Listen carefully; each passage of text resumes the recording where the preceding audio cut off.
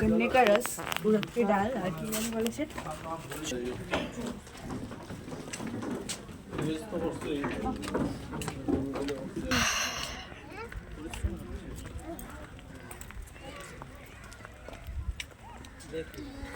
ये बोर्ड देख रहे हैं?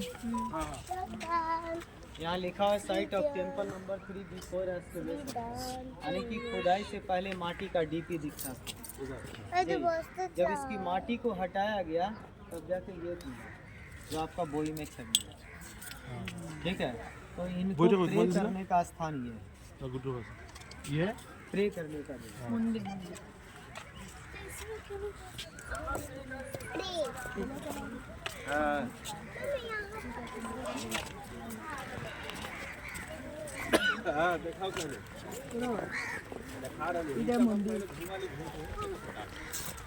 হিস্ট্রি বুক অত ব্রিফ ইনফরমেশন নাই। ঠিক দুইজনে তো জায়গায় গিয়ে দেখতে লাগে। হিস্ট্রি বুকে একটা পিকচার ছিল বুদ্ধর, একটা পিকচারটা দিকে নাই। পড়াশোনা বাবা তো জানো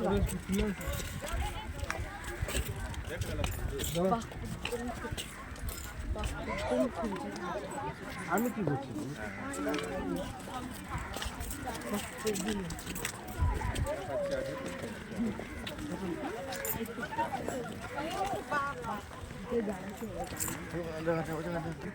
नेट पे, क्योंकि सारा चीज़ मैं बता दिया और इनके बारे में आप नहीं जानेंगे तो नालंदा आने से कोई फायदा नहीं है ना। तो और पूरी दुनिया इन्हीं को आता है प्रे करने के लिए। तो नेट पे गूगल पे बोई में जो छवि मिलता है ये मिलता है। तो इसका नाम है सारीपुत्रा स्तूपा। सवाल ये उठा सारीपुत्रा कौन थे, है ना। तो सारीपुत्रा बुद्ध देव के शिष्य थे, भगवान बुद्ध के शिष्य थे। तो जैसे में भगवान बुद्ध का नाम लिया, सारीपुत्रा का नाम लिया, तो हम लोग 6th सेंचुरी BC में चले गए, 2500 साल पहले। तो 2500 साल पहले यूनिवर्सिटी नहीं बना था, लेकिन यह क्या चीज़ था कि यहीं पे बनाया गया ये नालंदा यूनिवर्सिटी, है ना। तो 2500 साल पहले इस स्थान का नाम पावारिका था, पावारिका, और इसी के नाम पे पड़ा पावापुरी, जो जल मंदिर भगवान महावीर का निर्वाण स्थल है। तो उस समय यहाँ भगवान महावीर और भगवान बुद्ध दोनों समकालीन, यानी कि एक ही समय यहाँ घूमा करते थे, विश्राम करते थे, चतुर्मास करते थे, वर्षावास करते थे, उपदेश दिया करते थे। लेकिन भगवान बुद्ध और महावीर पेड़ के छांव में बैठ करके उपदेश देते थे, और उसी पवित्र जगह पे सारीपुत्रा का जन्म हुआ। ये सारीपुत्रा का बर्थ पैलेस और ये डेथ पैलेस, क्लियर। तो कहीं भी आपको स्तूपा वर्ड मिलेंगे तो स्तूप सॉलिड स्ट्रक्चर होते हैं, ठीक है। स्तूप के अंदर जाने का रास्ता नहीं होता। नहीं, सवाल ये उठता स्तूप के अंदर होता है क्या, जिसको बुद्धिस्ट लोग टेम्पल बोलता है, प्रे करता है, मेडिटेट करता है। तो स्तूप के अंदर में या तो बुद्धा भगवान का या तो बुद्ध के शिष्य का राख और अस्थि हो। क्लियर, देखिए बता रहा ना विदेशी को भी होगा।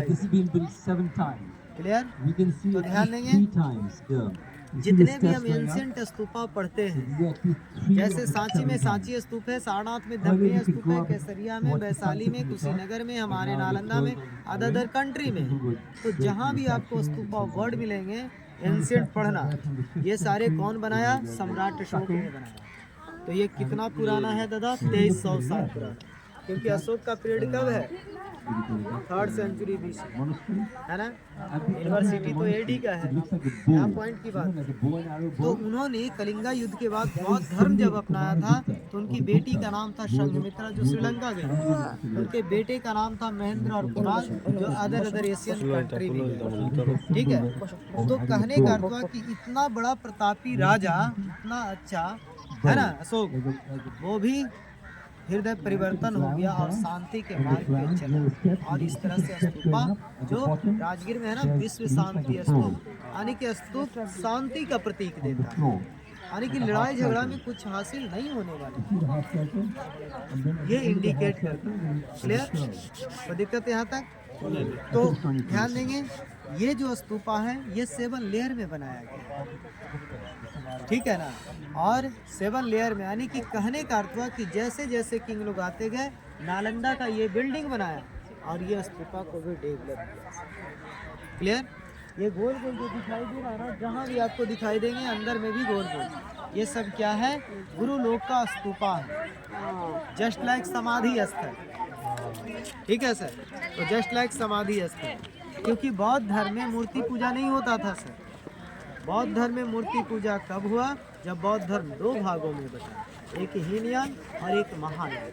महायान जब आया तब जाके मूर्ति पूजा का प्रचलन हुआ, कनिष्क के टाइम में। लेकिन उससे पहले स्तूपा का ही पूजा होता था, क्योंकि बौद्ध धर्म में भगवान बुद्ध से मूर्ति पूजा के खिलाफ थे। क्लियर? आपको कोई दिक्कत नहीं होना चाहिए। अच्छा लगा? अब आप लोग से क्वेश्चन आ रहा था कि बख्तियार खिलजी इसको क्यों जलाते हैं?